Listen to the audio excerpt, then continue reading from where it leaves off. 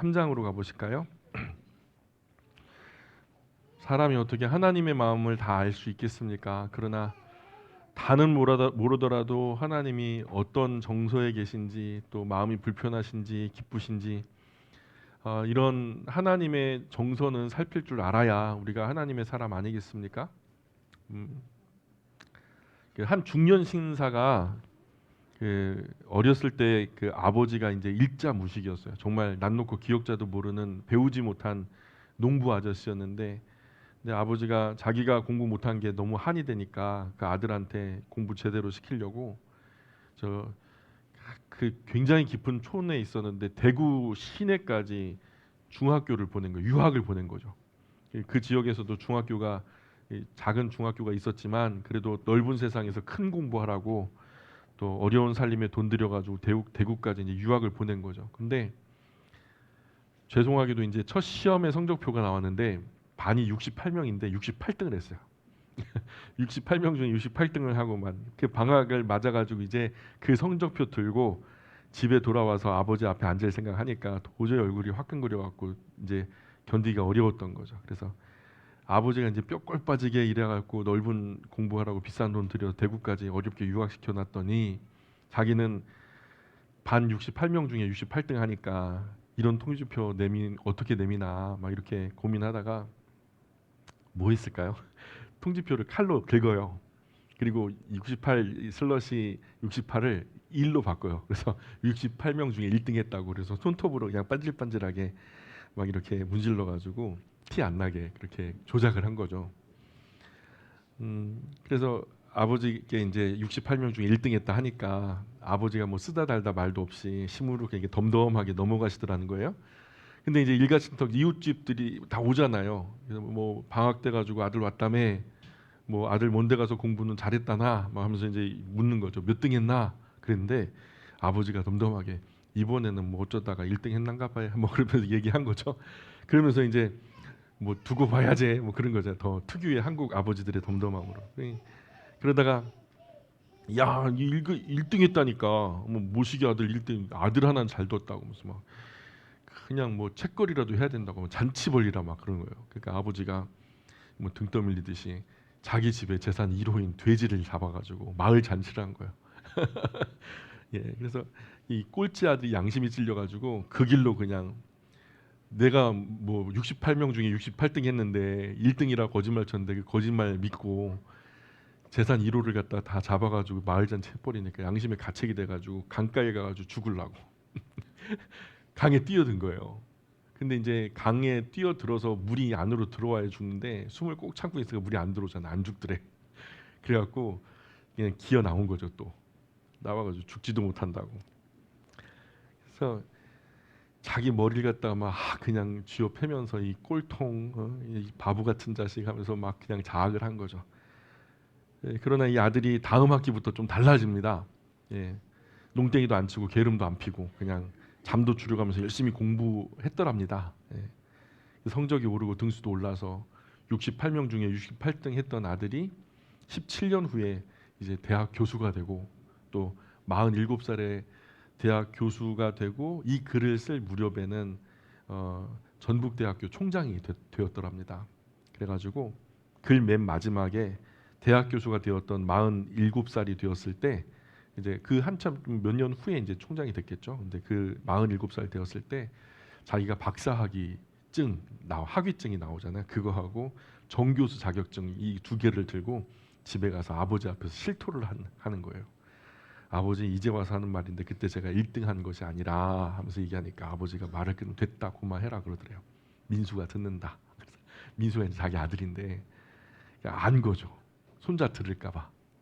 그래서 자기 꼴찌한 것도 다 아는 거예요. 세월이 이렇게 흘러왔다는 거죠. 그때 자기는 자기 집 재산 1호 돼지 참 꼴등한 꼴통 이 아들이 1등한 줄로 알고 잡아주셔서 평생에 가슴 안고 그 보상해 드리려고 골머리를 쓰면서 이제 열심히 살아서 대학 교수 막 총장까지 막 이렇게 했는데 그 피나는 노력 말로 다 할 수 없었다는 거죠. 그리고 그 글 맨 끝에다가 이런 말을 써놔요. 나는 교수고 박사고 총장이 된 지금도 꼴통 아들 위해 돼지 잡은 아버지의 마음은 헤아릴 길이 없다. 이런 글을 써놨어요. 그죠? 만약 그때요 아버지가 너 이놈의 자식 일로 와 몽둥이 가져와갖고 아버지한테 뻥을 쳐 배운 게 그 따위야 하면서 막 야단쳤다면 아마 교수는 고사하고 막 학교로 돌아가지도 않았을 거예요. 영영 도망자 신세로. 아버지의 사랑이 무언가 아버지가 되면서 아버지의 사랑을 좀 생각하고 또 아버지의 사랑을 깨닫게 되는 것 같아요. 그래서 인간 아버지가 나의 시절에 이런 시기를 겪었겠구나. 얼마나 애환이 많았을까. 얼마나 고민이 무거웠을까.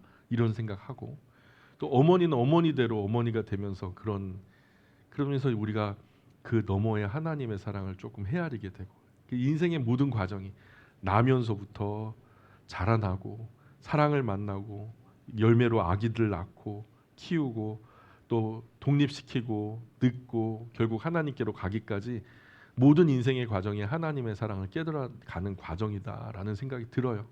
그런 생각을 하면서 우리가 어르신들이 대하는 하나님의 사랑은 또 다른 정황일 수 있겠구나. 우리랑 조망이 전혀 다를 수 있겠구나라는 생각도 하면서 아직 사랑은 한참 더 배워야 되겠다. 성경을 통해서 우리가 하나님의 사랑을 배우는데 참 애답죠. 일방적인 사랑, 하나님 정말 막 사랑하고 싶어서 어쩔 줄 몰라 하시는데 그 사랑을 못 알아듣는 사람과 사랑하려 하니까 하나님 얼마나 안타까우세요. 33장으로 한번 가보실까요? 33장 1절로 4절입니다. 1절로 4절 아까 우리가 낮예배 때 나눴던 말씀하고 비슷한 맥락인데 같이 읽어볼게요. 33장 1절로 4절입니다. 시작.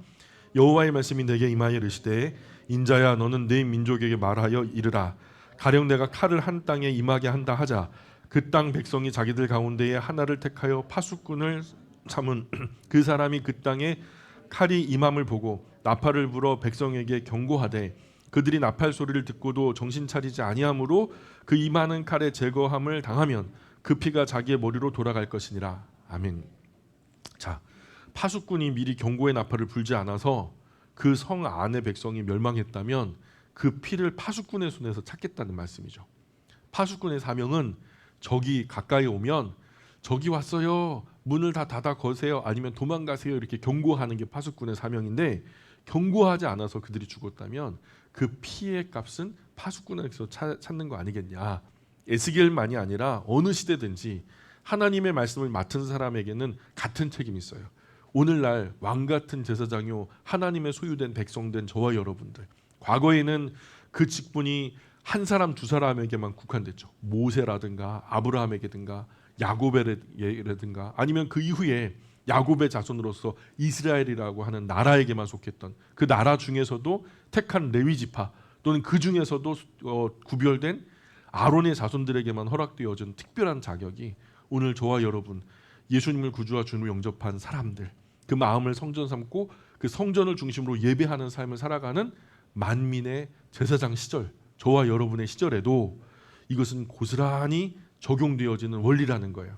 하여 우리가 우리 주변에 선 사람들에게 경고하지 않아서 하나님을 알지 못했고 전해 듣지 못해서 오해하여서 결국 복음을 듣지 못한 채로 죽음을 만나게 됐다면 그 곁에 있었던 우리 책임이라는 거죠. 적어도 우리의 생활의 반경에 예수님을 알지 못하는 사람들에게 한 번 이상은 전해야 할 사명이 저와 여러분에게 있다. 뭐 특별하게 여기다가 뭐 장엄하게 뭐 전도의 어떤 열정 이런 뭐 거창한 이야기 달지 않아도 우리의 존재 사명, 존재의 책무가 바로 그런 것에 있다라는 것을 우리가 이해했으면 좋겠어요. 그런 이유로 성경이 기록된 이후로 오늘 우리 손에 성경이 오기까지 그죠? 왕이 되었을 때 하나님이 왕 된 그에게 오른손에서 성경을 놓지 말라고 하잖아요. 그 율법책을 너의 손에서 등사해서 오른손에서 놓지 말아라. 항상 하나님의 말씀이 그러니까 성경을 열심히 통독하는 것도 중요한 직무고요. 그리고 읽었던 그 말씀 그대로를 주변에 선 사람들에게 설명해 주는 그것도 하나님 입장에서 설명해 주는 것이 정말 중요하겠죠. 그래서 이런 이유로 성경이 우리에게 오기까지 우리가 가늠하기 어려울 만큼의 큰 고난과 많은 고통과 엄청난 대가가 지불되었어요. 수많은 사람들의 순교자들의 피가 이 성경책 안에 스며 있어요. 그런 희생을 통해서 이 성경이 우리 손에 쥐어진 거죠. 그래서 우리가 먼저 제대로 듣고 제대로 알아서 깨달은 후에 우리 이웃에게, 가족, 친지에게, 후세에게 정확하게, 성실하게, 진실하게 전달해야 된단 말이에요. 해야 돼. 선택적으로 하는 게 아니라 무조건 해야 돼요. 만일 우리가 제대로 전달하지 않는다면 우리 앞에 목숨 버리며 달렸던 사람들 전부 다 허무하게 되는 거예요. 복음은 릴레이 달리기와 같아서 바톤을 우리에게 넘겨줬잖아요. 우리 예수님 믿어야 안 믿어요? 예수님을 구주와 주님으로 영접했어요, 안 했어요? 했잖아요. 예수님을 구주와 주님을 영접했어요. 그러면은 바톤이 정확하게 잘 전달된 거예요. 그럼 우리 다음 세대에, 그리고 수평적으로는 우리가 살아가는 그 삶의 반경의 이웃들에게 우리가 전달해 줘야죠. 그잖아요. 그들은 자기 사명 다 감당해서 우리에게까지 왔는데 우리가 전달하지 못해 여기서 끊어지면 이 경기는 끝난 거예요. 이 릴레이 달리기는 내게서 패배로 끝나는 거예요. 우리 앞서 목숨 버리며 달렸던 사람들 전부 허무하고, 또한 우리 뒤에 받을 사람들도 받지 못하게 만들어버리는 일이 돼버리더라는 거예요. 모든 경주자들이 다 잘 달렸는데 지금까지 중간에 어느 한 사람 엉뚱한 짓 해버리면 앞에서 잘 달린 것이 또 그 뒤로 열심히 달린 것도 다 허사가 되어버리고 마는 것처럼, 그런 의미로 그리스도인은 자기가 사는 시대에 책임져야 돼요. 수평으로는 같이 사는 가족과 친척, 이웃들, 수직으로는 우리 위로 어른, 부모님, 조부모, 살아계신 조부모, 뭐 증조부, 뭐 증조모까지도, 아래로는 우리의 자손, 자녀, 손주들까지도 계속해서 주님의 복음이 잘 선파되도록 우리가 서 있는 곳이 시간적으로도 입체적으로도 영향력이 되어서, 그렇죠? 물에다가 먹물 한 방울 똥 떨어뜨리면 사방으로 쫙 퍼져나가는 것처럼 우리라고 하는 사람이 이 가문에 들어와서, 이 지역에 들어와서 딱 떨어져 가지고 하나님의 거룩한 영향력이 되어 사방으로, 인플루언서죠. 그게 인플루언서예요. 유튜브에 나오는 요즘에 무슨 블로거들, 뭐 대단한 어떤 그 이제 인기인들이 인플루언서가 아니라 성경적인 의미에서 인플루언서들은 모든 그리스도인들이다. 영향력을 미치는 사람들, 세상과 하나님 사이에 다리를 놓는 사람들, 브로커라 그러죠. 브로커. 그래서 이렇게 자기 맡겨진 자기 몫의 사명을 성실하게 감당해야 하는데, 우리가 하나님께로부터 66권의 말씀을 받았기 때문에 66권 그대로 한 권도 빼거나 더하지 않고 우리 가정, 이웃, 후손에게 잘 전달해 줘야 되는, 아전 인수격으로 목회자에게만 책임지우고 무책임하게 가만히 있으면 안 된다. 모든 그리스도라고 하는 이름이 달려있는 사람들에게는 그 영향력의 사명이 있다. 오는 순서는 있어도 가는 순서 없죠. 먼저 태어났다가 나중에 죽는 사람도 있고 나중 태어나서 먼저 가는 사람도 있어요.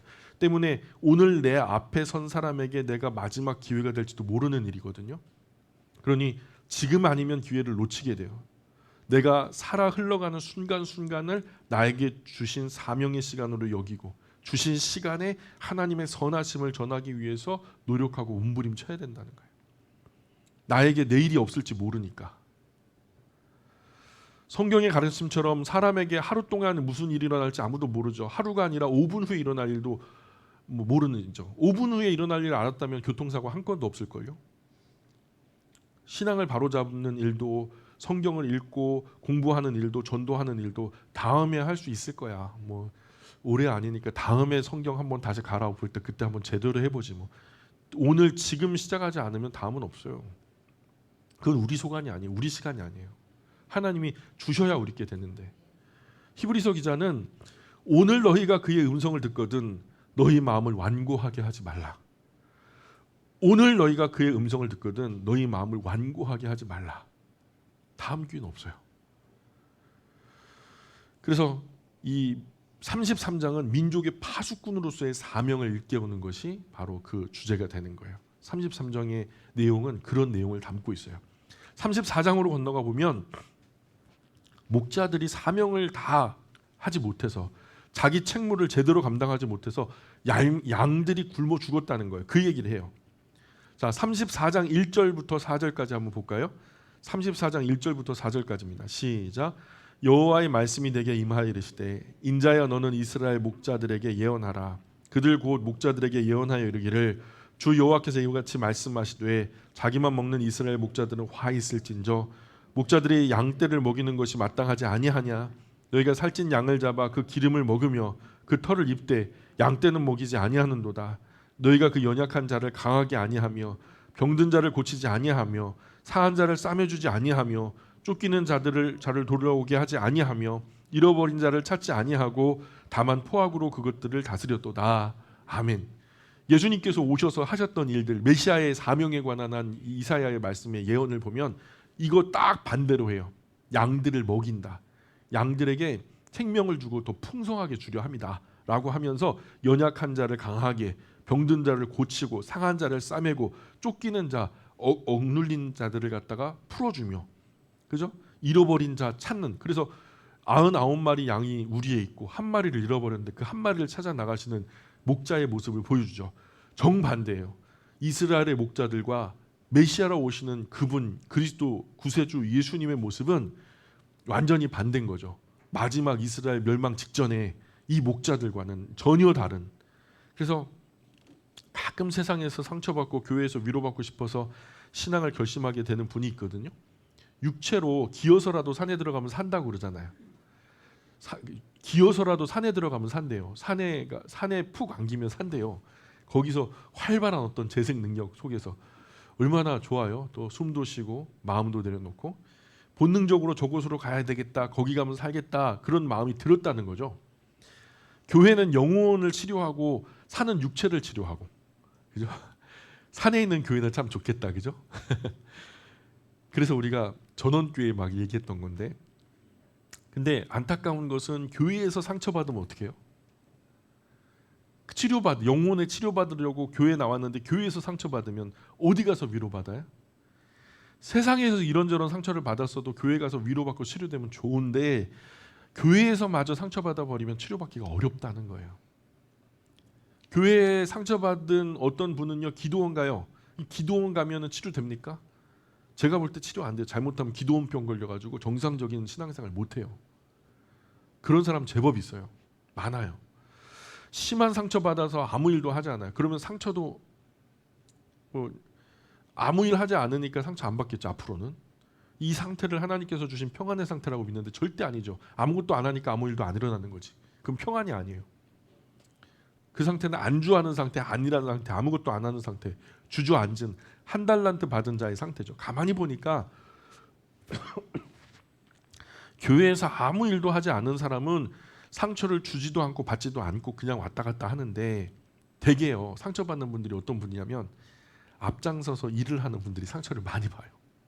일을 하다 보니까 부대끼고 아픈 얘기도 많이 듣고 오해도 많이 사고, 가끔 그런 분이 더러 교회 오셔요.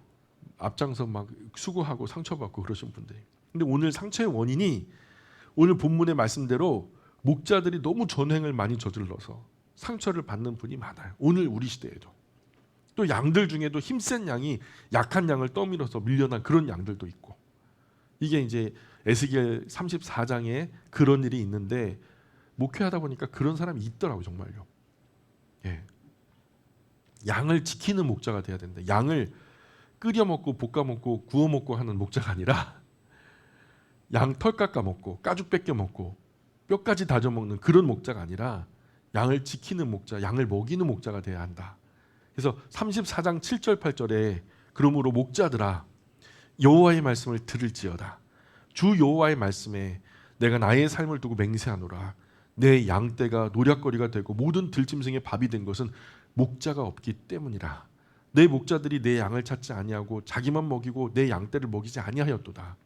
이게 그때로 보면 하나님의 말씀을 백성들에게 전해야 할 사명을 가진 제사장들과 레위인들을 아마 두고 하는 걸 거예요. 그리고 왕이요 그 기득권을 가진 사람들, 장로들을 향해서 이런 목자의 어떤 프레임으로 하나님께서 기득권을 가진 자, 주권자의 자리에 있는 사람들에게 선포하는 말씀일 거예요. 그런데 오늘 이 말씀이 우리 시대에 오면 어떻게 소화되어야 되냐면, 먼저 복음을 받은 저와 여러분이 그리스도인이라고 하는 목사만이 아니에요.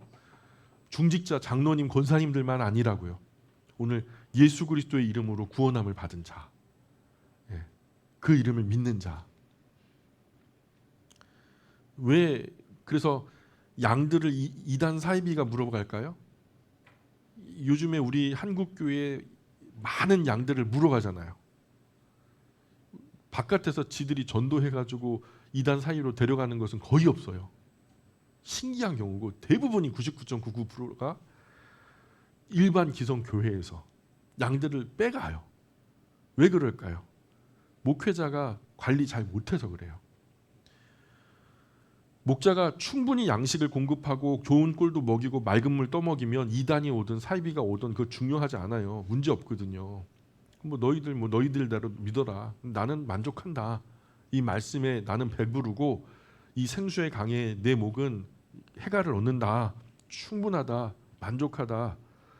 교회 안에서 영적으로 배부르게 먹을 수 있으면 괜찮은데 배부르게 먹을 수 없는 경우가 많아요.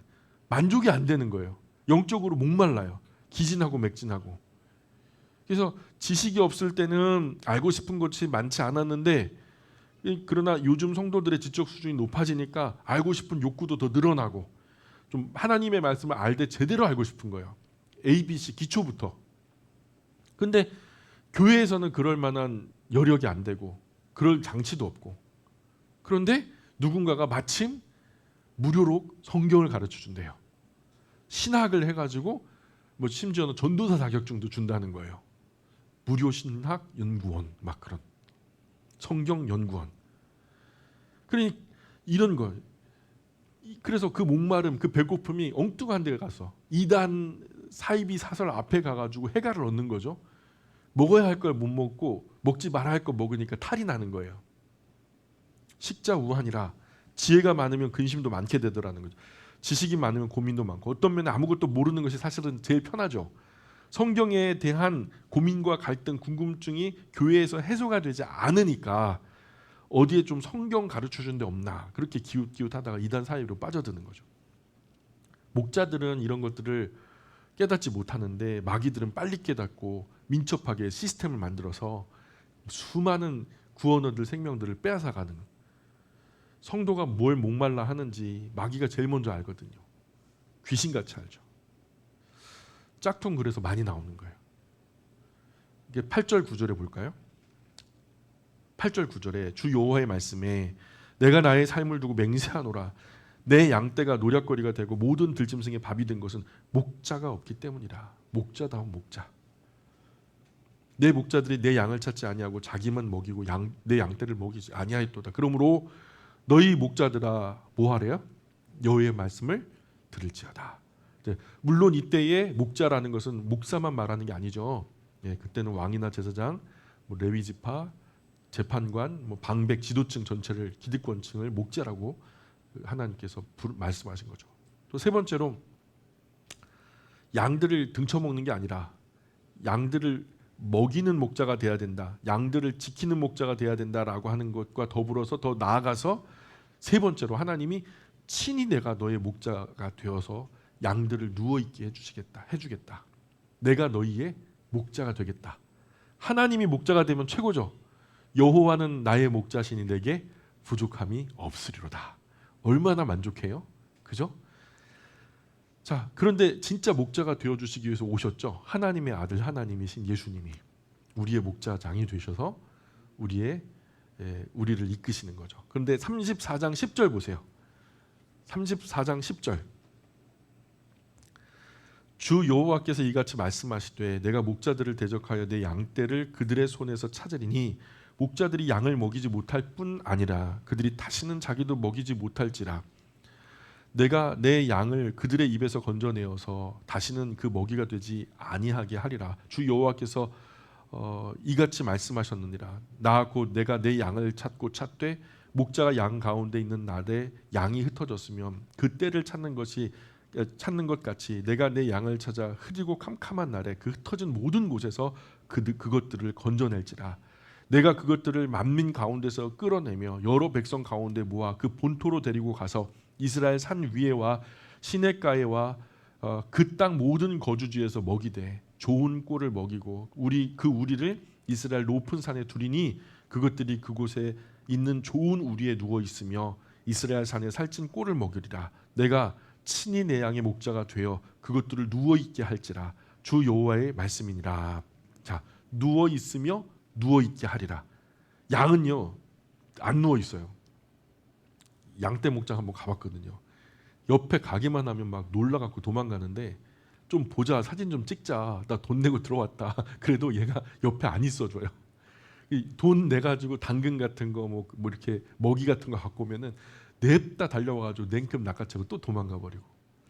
근데 이게 양이 누워 있을 정도면 목자에 대한 무한 신뢰예요.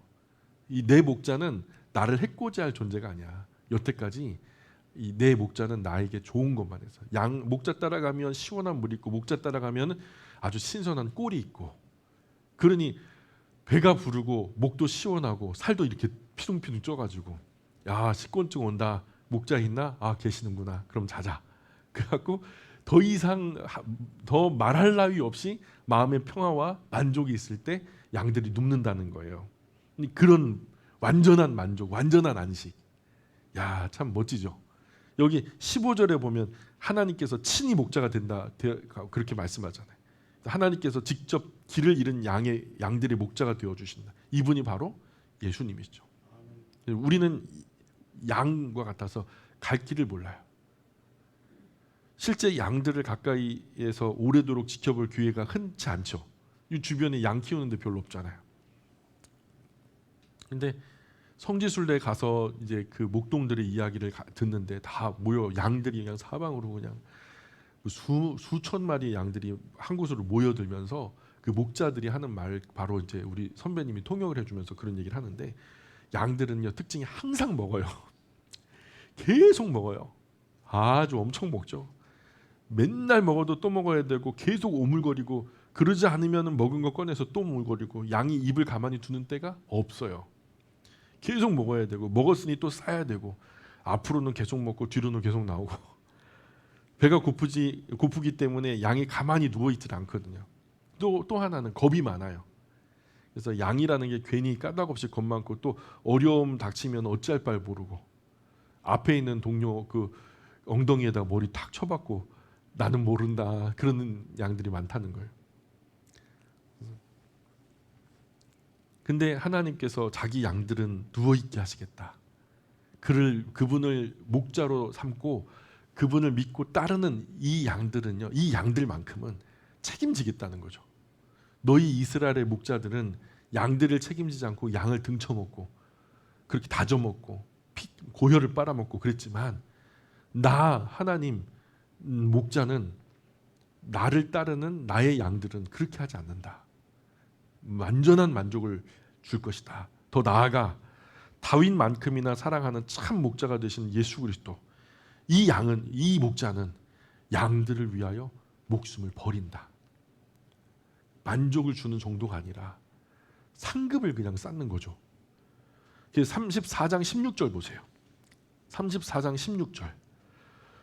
그 잃어버린 자를 내가 찾으며 쫓기는 자를 내가 돌아오게 하며 상한 자를 내가 싸매 주며 병든 자를 내가 강하게 하려니와 살찐 자와 강한 자는 내가 없애고 정의대로 그것들을 먹이리라. 주 여호와께서 이같이 말씀하셨느니라. 나의 양떼 너희여, 내가 양과 양 사이의 수양과 수렴소 사이에서 심판하노라. 너희가 좋은 꼴을 먹는 것을 작은 일로 여기느냐? 어찌하여 남은 꼴을 발로 밟았느냐? 너희가 맑은 물을 마시는 것을 어찌 작은 일로 여기느냐? 어찌하여 남은 물을 발로 더럽혔느냐? 나의 양은 너희 발로 밟은 것을 먹으며 너희 발로 더럽힌 것을 마시는 이방인을 말하는 거 이제 하셨느니라. 그러므로 주 여호와께서 그들에게 이같이 말씀하시되, 나 곧 내가 살찐 양과 파리한 양 사이에서 심판하리라. 너희가 옆구리와 어깨로 밀어뜨리고 모든 병자를 뿔로 받아 무리를 밖으로 흩어지게 하는도다. 그러므로 내가 내 양떼를 구원하여 그들로 다시는 노략거리가 되지 아니하게 하고 양과 양 사이에서 심판하리라. 내가 한 목자를 그들 위에 세워 먹이게 하리니 그는 내 종 다윗이라. 그가 그들을 먹이고 그들의 목자가 될지라. 나 여호와는 그들의 하나님이 되고 내 종 다윗은 그들 중에 왕이 되리라. 나 여호와의 말이니라. 다윗은 앞서 왔다 갔잖아요. 여기서 말하는 다윗은 다윗의 자손으로 오시는 예수 그리스도를 말하는 거죠. 그래서 다윗이 죽은 지가 근 500년이나 됐는데 앞으로 다윗이 양들의 목자가 될 거라는 거잖아요. 다윗이 죽었다가 다시 살아나는 게 아니죠. 양을 사랑하되 다윗의 정신으로 살아가는 목자, 우리가 그 사울 앞에 갔을 때 다윗이 내가 내 양들을 공격하는 곰과 사자에게서 내가 그들을 지켜낸나이다 하면서 골리앗에게 나아가게 해달라고 부탁하잖아요. 그 목숨 걸고 양들을 보호하는 다윗의 정신으로 예수님도 자기를 심지어는 십자가에 못 박아 가면서 자기를 따르는 이들, 자기들 믿고 따르는 이들, 그 양들을 살려내겠다, 건져내겠다. 다윗의 자손으로 오시는 메시아, 곧 예수 그리스도를 말씀하는 거죠. 다윗의 자손으로 오시는 예수 그리스도는 양들을 위하여 목숨을 버리신다. 그래서 예수님이 오셔서 나는 양들을 위하여 목숨을 버린다. 참 목자죠. 지금 에스겔 34장 말씀은 당시 지도자들은 목자로서의 자격이 없었어요. 거의 양들의 젖을 짜라고 했는데 양들을 치면서 젖 짜 먹는 거야 뭐 당연하죠. 근데 젖을 짜는 정도가 아니라 피를 짜 먹어요. 털을 깎으라고 했는데 털 깎는 게 아니라 가죽을 벗기더라는 거예요. 뼈를 다지기를 냄비와 솥 가운데 담을 고기처럼 한다고 미가서에서 우리가 봤죠. 그때 당시 지도자들이 어땠는지. 당시 목자들의 횡포가 양들을 흩어지게 해 오히려 모아서 안전하게 울타리 안에 가둬야 되는데 오히려 양들을 흩어지게 해가지고 양을 먹이라 했는데 양을 잡아먹고 당시 목자들이 그 역할을 엉터리로 했기 때문에 내가 다 그 양을 도로 찾아오겠다 빼앗아 찾아오겠다 처음에는 내가 내 스스로 목자가 되겠다 하다가 나중에는 내 종 다윗에게 다윗의 이름으로 일어나는 목자에게 맡기겠다 말씀하시는데 그 목자가 바로 예수님이죠. 그 일이 다 이루어졌어요. 다 우리 예수님은 우리의 목자가 되시죠. 다 우리는 그분의 양이 된 줄 믿습니다. 목자가 양고기에 맞들면 다 잡아먹어 버리잖아요. 그죠? 요즘에 양고기가 또 유통이 많아요. 맛있다고 양 다 잡아먹잖아요. 목자가 양 먹이는 것이 성경의 가르침이에요. 그죠? 그런데 요즘에 목자가 양에게 얻어먹으려고 하는 가짜 목사가 참 많아요. 저도 참 부족하기 때문에 인간인지라 참 아니라고 말 못해요. 누군가 사주는 것보다 얻어먹는 게 맛있거든요 사실. 근데 항상 목자가 신령한 양식으로 양을 먹여야 한다라는 거예요. 만일 목자가 양들을 바른 것으로 잘 먹이지 않는다면 그 빼빼 마른 파리한 양들 사이에서 하나님이 반드시 심판하겠다. 너의 양 왜 이래? 너가 키우는 양, 돌보는 양 왜 그래? 그러니 저 하나님께 혼나지 않기 위해서라도 열심히 잡수시고 살찌셔야 돼요. 살찌셔야 돼요. 육체가 아니라 영혼이. 양떼가 크지 않아도 제가 이 선한이웃 염관교회라고 하는 염관 가족이 많지는 않아도 적어도 이 염관 가족은 전부 다 영적으로 튼튼하게 살찌고 강건한 양들이 되셔야 돼요. 그런 우리가 되었으면 좋겠어요. 자, 35장으로 건너가 볼까요? 35장에 보면 이제는 에돔 자손을 쳐서 예언하시는 거예요. 세일 산지 페트라라고 하는 지역에 살았던 에돔, 에서와 야곱, 그죠? 그 에서의 자손이 에돔 족속이잖아요. 붉다라고 하는 뜻이에요. 근데 진짜로 그가 피부가 구릿빛으로 붉었고 거기에 털이 덥수룩하게 염소털만큼이나 많았다는 거예요. 근데 또 그 피부색 같은 지역인 에돔 산지, 세일 산지에 가가지고 살았어요. 거기가 또 붉다라고 하는 뜻이에요. 에돔이라는 게. 그래서 그 산악 전체가 붉은 돌로 뒤덮여 있어요. 큰 암석 지대예요. 그 돌이 전부 다 붉기도 하고 아침에 해 뜰 때도 더 핏빛으로 붉고 해 질 때도 핏빛으로 붉어요. 온통 붉어요. 그래서 그 붉다라고 하는 이름이 너무너무 잘 어울려요. 그래서 이런 것이 오바댜서에서도 그대로 나왔는데 근데 이 에돔이 이스라엘 야곱의 형제였잖아요. 그런데 이스라엘이 망하는 것을 보고서 즐거워했다는 거예요. 오히려 그 망하는 그 뒤에 가가지고 노략질하고 못되게 굴었다는 거예요. 도망가는 걸 길 막고 못 도망가게 하고 대적들에게 잡히게 하고. 그래서 이런 이야기를 여기 지금 35장에서도 하지만 오바댜에서도 하고 이사야 34장에서도 하고 형제가 형제를 돌보지 못하면 하나님이 크게 심판하시죠. 그래서 에서 자손인 에돔이 망하는 이유가 있어요. 첫 번째는 자기 형제 나라 이스라엘이 고난을 받을 때 첫 번째 방관하고 방치했다는 거예요. 이건 좀 소극적인 거죠. 근데 두 번째 형제 나라가 어려움 당할 때 이 이스라엘이 어려움을 당할 때 그 집에 가서 몰래 물건을 훔쳤다는 거예요. 환란을 당해서 막 도망 나왔을 때 가가지고 물건 노략질했다는 거예요. 세 번째, 형제 나라 이스라엘이 원수에 쫓겨 도망갈 때 그 길 앞부분을 막아서 버린 거예요. 대적들이 뒤에서 쫓아오다가 차례대로 막 죽인 거죠. 그래서 원수에게 사로잡혀 죽임을 당하게 원수의 편에 서서 함께 싸웠다는 거죠. 하나님의 말씀은 그런 악독한 짓을 하고도 어떻게 살아남길 바라냐. 하나님은 신의 일을 굉장히 중요하게 여기거든요. 하나님은 신실하신 분이세요. 그분 성품이 그래요. 그래서 그분도 어떤 사람을 좋아하시냐면 신실한 사람을 좋아해요. 신의의 사람, 의리 지키는 사람. 어떤 세상적인 가치보다, 돈보다 물질보다, 그 어떤 것보다 그저 그 사람과의 관계를 더 소중하게 여겨서 끝까지 신의를 지켜내는 사람을 하나님은 자신의 사람이라고 자랑스러워하세요. 그런데 에돔은 그러지 못했거든요. 그러면 어떻게 한대요? 반드시 망한다. 이런 이야기를 에스겔 35장에서 지금 말씀하고 있는 거예요. 35장은 에돔 족속을 향한, 신실하지 못한 에돔 족속을 향한 하나님의 심판의 메시지죠. 또 36장으로 건너와 보시면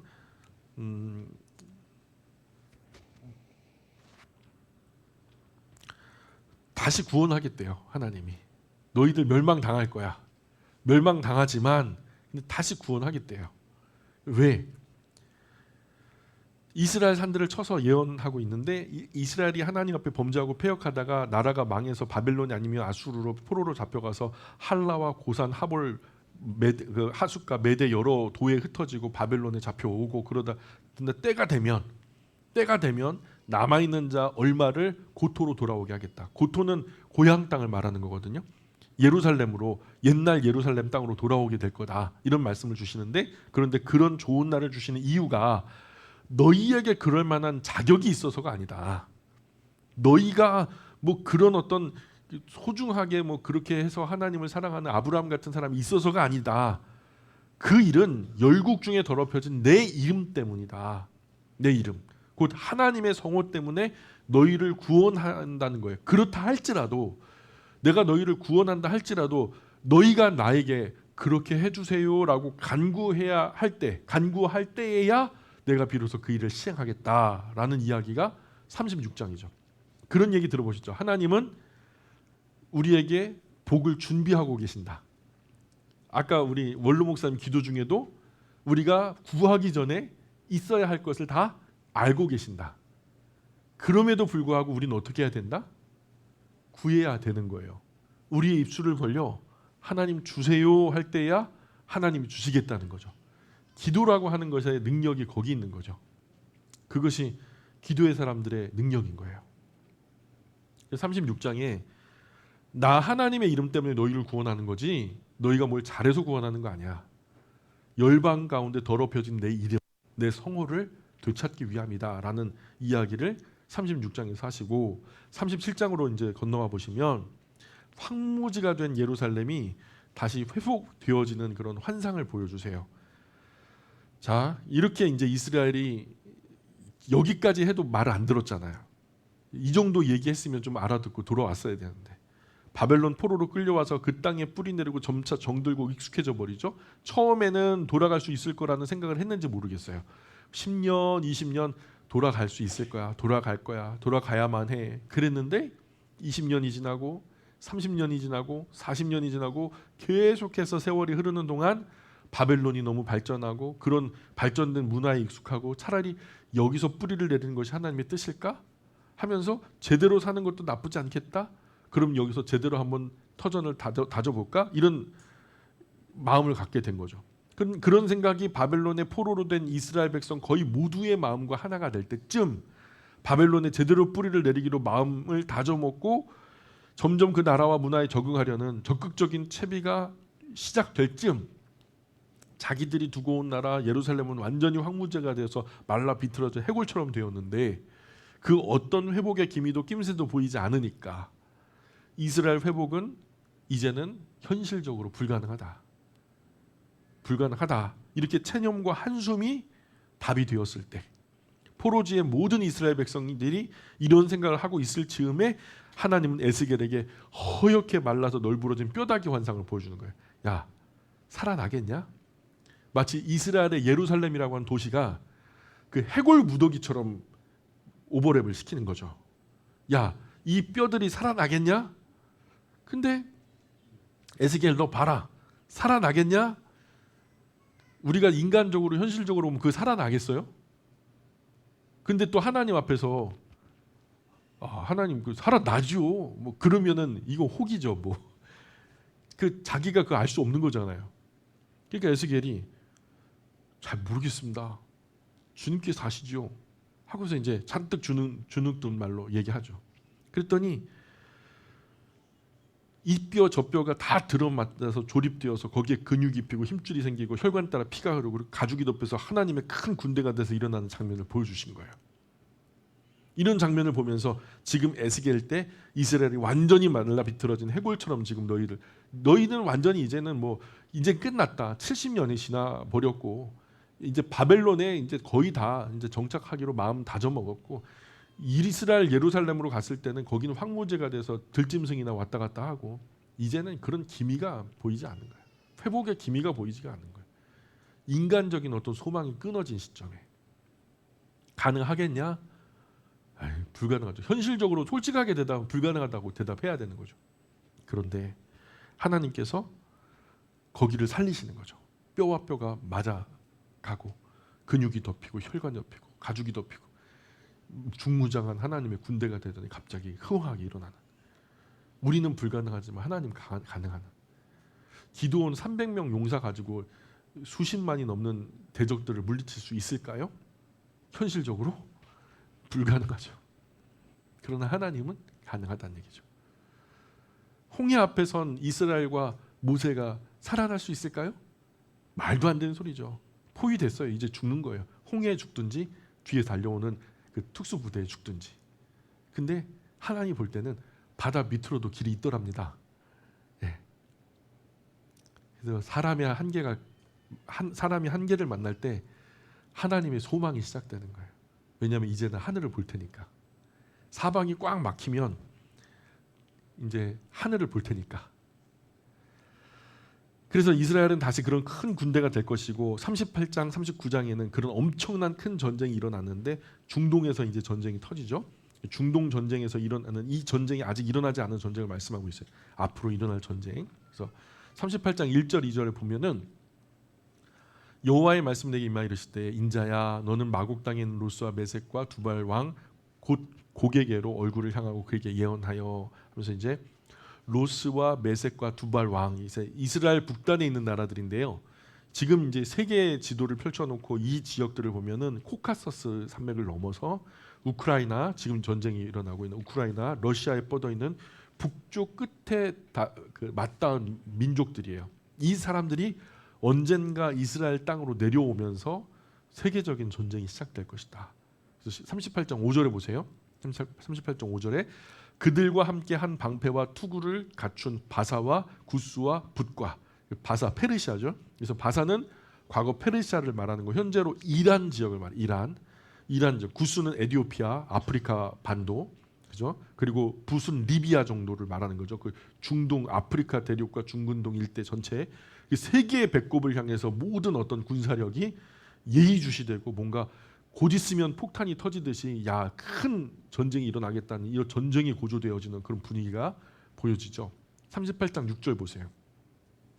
고멜과 그 모든 때와 북쪽 끝에 도갈마 족속과 그 모든 때 곧 많은 백성의 무리를 너와 함께 끌어내리라. 그래서 현재 지명으로 보자면 아르메니아 그죠? 지역을 세계 지도를 펼쳐놓고 뭐 아르메니아, 아제르바이잔, 뭐 러시아 이런 나라들이죠. 그러니까 러시아를 중심으로 반서방 측과 이란을 중심으로 아랍 연합 이런 것이 힘을 합해 갖고 이스라엘을 쳐들어와서 이제 이스라엘이 이제 어쨌든 친 이스라엘이고요. 미국이 이스라엘 편 들어주잖아요. 지금 노골적으로. 그래서 그게 미운 거예요. 반서방 측이라는 것은 이스라엘과 함께한 어떤 우방들을 말하는 거죠.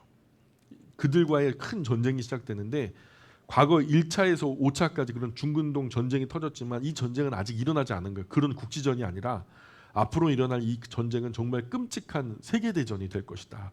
그런데 놀랍게도 이 전쟁의 결과도 누가 이긴다? 이스라엘이 이긴다는 거예요. 연합국이 이스라엘에게 패한다라는 거예요. 성경이 말씀하는 앞으로의 양상은 구소련, 소비에트 연방이라고 했잖아요. 러시아, 그리고 그 주변국들, 그리고 중동 연합국, 이란, 아랍 형제국 등등 점점 돈독해져서 이스라엘과 일전의 분위기가 이 정도 힘이면 한번 해볼 만한데 아이언돔, 이스라엘의 아이언돔이라고 하는 게 있잖아요. 어디서든지 조그마한 미사일이라도 날라오면은 막 촘촘하게 방어 체계 가동돼 갖고 막 여기저기서 막 미사일이 날라갖고 추적해 갖고 터뜨려 버려요. 그래 이스라엘 땅 안에 미사일 하나도 떨어지지 못하도록 그런 방어 체계가 구축되어 있거든요. 근데 이 정도면은 아이언돔 뚫을 수 있겠는데 할 때가 올 거란 말이에요. 그러면은 한번 해볼까? 한번 일전을 한번 해봐 하면서 이런 양상이 되면 이제 에스겔 38장 39장의 말씀이 성취될 땐가 보다. 이렇게 속으로만 생각하셔야 돼요. 속으로만 생각하셔야지 아니면 어떻게 그러다가 아닐 수도 있잖아요. 그죠? 그리고 밖으로 떠들면 안 돼. 그리스도인은 속으로 때를 분별하고 이 시대에 주의하고 삼가고 나와 가정과 교회를 살피면서 유의하는 자가 돼야지. 감히 그냥 우리가 입을 벌려서 예언한답시고 이때가 그때라 막 그러면요 또 이단 사이비가 되는 거예요. 앞으로 세계 어떤 나라의 군대도요 이스라엘을 이길 나라는 없을 거예요. 제가 이스라엘 편들거나 이스라엘 좋아서 그런 말 하는 게 아니라 이스라엘이라고 하는 나라는 우리나라 경상도만큼 작은 땅이거든요. 그 작은 땅에 중동 연합급 층에서 살아남으려고 얼마나 힘을 길렀는지 우리가 상상하지 못할 군사력을 가지고 있어요. 지금 보여지는 것은 극히 일부고 만에 하나 중동의 이제 아랍 패밀리라죠. 어떤 이슬람권을 향해서 그 브라더십을 가지고 있는 그런 어떤 나라들이 한꺼번에 연합하고 쳐들어온다 해도요 이스라엘이 절대로 지지 않아요. 그렇게 강력한 군사력이 있고 외부적으로 이 미국의 그 군사력이 이스라엘에 도달하는데 하루도 걸리지 않거든요. 그래서 지금 세계 질서도 이스라엘 중심으로 줄이 세워져 있고요. 심지어 영국, 미국도 이스라엘 영향력 아래 있다고 여겨지거든요. 제일 높은 곳에 이스라엘이 있고 그 밑에 영국, 미국, 이스라엘이 시키는 대로 다 하죠. 실권을 장악하고 있는 사람들이 그들이니까. 일본은 미국 눈치 보면서 따라가고 지금까지 세계에서 그 누구도 이 힘에 대응할 생각을 못했던 거죠. 근데 이 중국도 엄청나게 힘이 지금 세졌어요. 경제적으로는 미국을 넘어설 만큼. 그러나 이 이스라엘은 이기지 못하고 있는. 사실 미국에 있는 모든 무기는 이스라엘 거라고 해도 과언이 아니죠. 뭐 이런 양상을 지금 이제 에스겔 38장 39장에서의 이야기 속에서 담아내고 있고요. 이런 일들이 있게 되면은 에스겔서 38장 39장이 이루어지고 있나 보다 이렇게 생각하시면 되고, 그리고 40장부터 48장까지가 조금 난제예요. 왜냐하면 40장부터 48장까지는 신구약을 통틀어서 제일 큰 난제로 남아있는 거예요. 지금도 성경학자들의 의견이 분분해요. 때문에 정확한 해석이 진짜 어려워요. 솔직히 저도 몰라요. 그래도 성경을 전체로 봐야 하기 때문에 부족하지만 좀 나름의 식견으로 이 부분도 짚고 넘어가기로 해보죠. 43장 10절 한번 볼까요? 43장 10절에 보시면 43장 10절 읽어봅니다. 시작. 인자야 너는 이 성전을 이스라엘 족속에게 보여서 그들이 자기의 죄악을 부끄러워하고 그 형상을 측량하게 하라. 아멘. 인자야 너는 이 성전을, 자, 이 성전이 40장부터 이상을 보여준 그 성전이에요. 이스라엘 족속에게 보여서 그들로 자기 죄악을 부끄러워하고 그 형상을 측량하게 하라. 이 40장 이상을 보여준 성전인데 43장 11절에 만일은 아직 이루어지지 않은 미래를 말하는 거죠. 가정법이에요. 만일 그렇게 된다면, 그렇게 되지 않는다면 할 때 가정법, 그죠? 그래서 그들이 자기들이 행한 모든 일을 부끄러워하거든. 부끄러워한다면, 부끄러워하는 건 뭐예요? 회개한다는 거죠. 하나님 우리가 이런 참혹한 짓을 저질렀네요. 큰 죄의 허물을 주님 앞에 저질렀네 하면서 회개한다면, 부끄러워한다면 너는 이 성전의 제도와 구조와 그 출입하는 곳과 그 모든 형상을 보이며 또 그 모든 규례와 그 모든 법도와 그 모든 율례를 알게 하고 그 목전에 그것을 써서 그들로 그 모든 법도와 그 모든 규례를 지켜 행하게 하라. 만일에다 동그라미 진하게 그어 놓으세요. 그리고 부끄러워하거든 거기다 빗금을 쫙 쳐놓고요. 한다면 그게 그들이 자기의 행한 모든 일을 부끄러워한다면 그 조건절이야. 이 조건이 만족된다면 그 뒤에 이런 일이 있을 것이다 라는 얘기죠. 그죠? 부끄러워한다면 너는 이 성전의 제도와 구조와 그 출입하는 곳과 모든 형상을 보이며 그 모든 규례와 모든 법과 그 모든 윤리를 알게 하고 목전에 그것을 써서 모든 법도와 그 모든 규례를 지켜 행하게 하라. 뭔가 새롭게 시작되어지는 분위기잖아요. 근데 이게 되려면 뭐가 먼저 돼야 돼요? 뭐뭐 한다면 하는 그들이 자기 행한 모든 일을 부끄러워한다면, 그러나 부끄러워하지 않는다면 그 뒤에는 아무 의미가 없게 되는 거죠.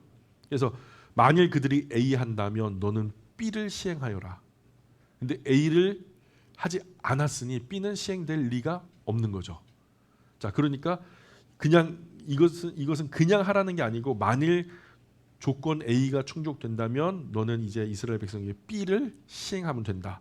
이 말씀인데, 그런데 만일이라는 조건이 충족되지 않으면 B는 이제 의미가 없게 되는 거죠. 그러니까 거기 만일 그들이 자기들의 잘못한 모든 부끄러운 일에 대해서 부끄러워한다면, 그러니까 자기들이 참으로 잘못했구나 깨닫고 뉘우치고 통회하고 자복하고 바른 믿음 위에 굳게 서게 되면 여기서 하나님께서 보여주시는 그 아름답고 선한 이런 비전을, 완전한 법도 율례 다시 한번 우리가 소망을 가지고 한번 해보자. 만일 그 조건들 A가 충족되지 않는다면 그 후에 B 계획은 아무 의미가 없어지는. 그런데 그들의 불순종으로 그냥 불발로 끝나는 계시라는 거죠. 순종하지 않음으로 끝나는 버리는, 그 뒤에는 의미가 없어져 버리는. 그래서 충족되지 않은, 이루어질 수 없는, 이루어지지 않을 수도 있는 계시가 바로 그 부분이라는 거예요. 그렇기 때문에 맨 끝에서 이제 거기 우리가 한국 교회에서 너무 은혜롭게 부흥의 어떤 그 이미지처럼 활용하고 있는 것이 바로 물이 발목까지 오르고 무릎까지 오르고 허리까지 오르고 이게 헤엄쳐 건널 수 없을 만큼 큰 물이 이제 되더라는 거죠. 이 계시는 이루어진 계시다, 이루어지지 않은 계시다, 이루어지지 않은 계시다. 예. 또한 우리에게 하는 말씀도 아니다. 이스라엘 백성에게 그런 은혜가 임할 수도 있었으나 만일이라고 하는 그 43장 11절의 조건이 충족되지 않아서 여기 나오는 에스겔이 본 이상 가운데 이런 성전은 재건된 적이 없어요. 그리고 결국 이루어지지도 않았어요. 그래서 사실은 에스겔서를 볼 때 40장부터 48장까지는 그런 정도만 알면 돼요. 예, 실제로 이루어지지도 않았고 앞으로 이루어질 것 같지도 않고, 그것을 가지고 교회가 깊이 있는 설교를 할 필요도 없고 그저 소개하는 것으로 족하다 저는 여겨요. 그래서 부흥 강사님들이 와가지고 물이 발목까지 오르게 하는 막 아무 막 하면서 막 이제 막 그러잖아요. 막 1천척 막 더해주고. 그래서 지금도 그런 말을 떠들고 계신 분들이 많은데 성경 모를 때는 그런가 보다 참 은혜가 된다 했지만 이제는 그런 것에 현혹되지 말고 따르지도 말아요. 에스겔은 그런 정도만 하면 대략 정리가 되고, 그리고 48장을 보면 땅을 나누거든요. 땅을 나눠요. 그런 땅 나누는 모습이 줄을 딱 재어서 잣대를 가지고 딱 잘라 나눈 것처럼 나누어지고 있거든요. 그렇게 나누어진 것은 이스라엘 전 역사를 통틀어 오늘 이 시간까지 한 번도 없었어요. 이루어졌다면 우리는 알았을 거예요. 아, 이 말씀이 응하였구나. 근데 앞으로도 그렇게 나눌 것 같지도 않고, 그래서 이것은 아무리 봐도 이루어질 수 있었는데 그 조건절 A가 충족되면 B가 시행될 수 있었는데 A가 충족되지 않아 하나님이 원하시는 그 조건을 충족하지 못해서 이루어지지 못했던 것이다라고 이해하는 것이 옳다라고 봐요. 회개했다면 주실 복이었으나 회개하지 않아서 받지 못한 복이 되어버린 그런 이야기다. 그리고 이제 에스겔 맨 뒤에다가요 뭐라고 적으시냐면 에스라로 가자 그래요. 에스라로 가자. 그래서 오늘 바벨론 포로 생활 마치고 이제 돌아오는 과정을 이제 볼 거예요. 돌아오는 과정. 에스겔이 그 이제 포로 생활 가운데 찾아오는 못돼 먹은 장로들에 대해서 하나님께서 급하게 데려가 환상을 보이시고 그리고 그것을 대답하게 하시더니 이런 어떤 결국을 다 보여주시고 이런 그 맥락을 우리가 이해하죠. 그 이제 이후에 이스라엘이 이제 포로에서 돌아오게 되어지는 이야기를 시작해야 되는데 그게 에스라를 중심으로 이제 일이 시작돼요. 이 에스라 이야기를 하다가 중간에 역사 이야기도 좀 살펴봐야 되고요. 또 에스라 이야기도 좀 긴 이야기가 될 것 같아요. 그래서 에스겔 끝에다가 에스라서로 가자 이렇게 적으시면 됩니다. 그리고 에스라서를 읽어 오시면 되겠죠. 기도하겠습니다.